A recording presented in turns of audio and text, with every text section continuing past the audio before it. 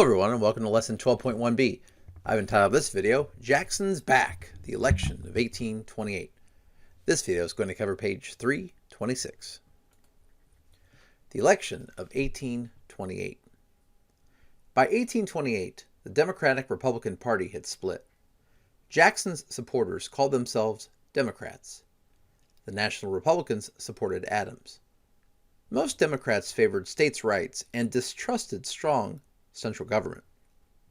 The National Republicans wanted a strong central government. They supported measures such as building roads and a national bank to facilitate economic growth. During the campaign, both sides resorted to mudslinging or attempts to ruin their opponent's reputation with insults. The candidates also used slogans, buttons, and rallies. Such practices became a regular part of American political life. All right, to question number 1.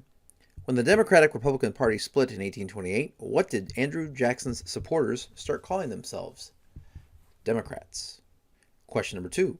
When the party split in 1828, what did John Quincy Adams' supporters start calling themselves? National Republicans. Question 3.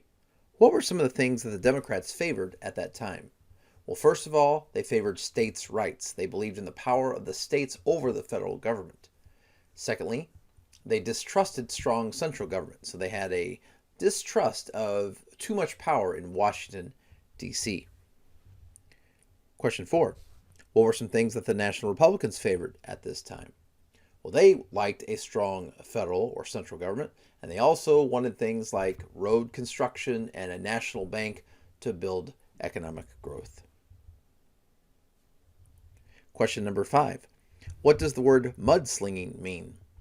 Mudslinging is when we, in politics, try to use insults and all sorts of mean, nasty things to ruin the opponent's reputation.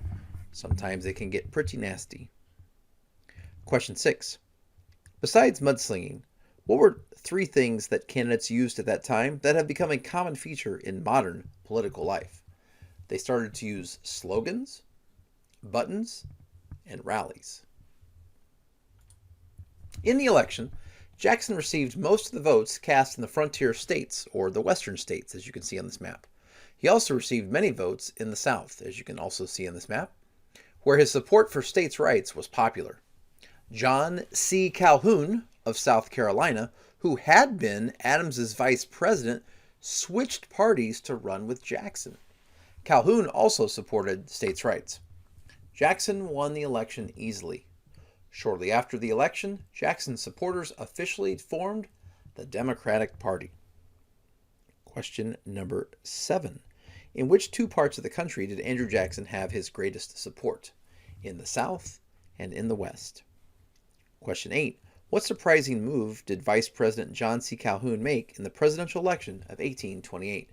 He switched. He was the vice president for Adams, and he left Adams and became the vice president for Andrew Jackson. Question 9. What did Andrew Jackson and John C. Calhoun have in common at that time in American history? They both were strong supporters of states' rights. And question number 10. Shortly after the election, what political party was officially formed? The Democratic Party. And here we see another picture of the Electoral College, and this gives it a nice view. You can just see Jackson was able to pretty clearly win the South and the West. And at that time, this was, 178 electoral votes to 83. A very dominating performance for Andrew Jackson this time around. No corrupt bargain this time. Well, thank you so much for watching. Instead of a meme, we're going to say goodbye to John Quincy Adams. And when historians rank the presidents, he comes in as 17th. So he's in the top 50%. He didn't score as well as his father, but he did make the top 20. So there is that. Well, thank you so much for watching, and have a great day.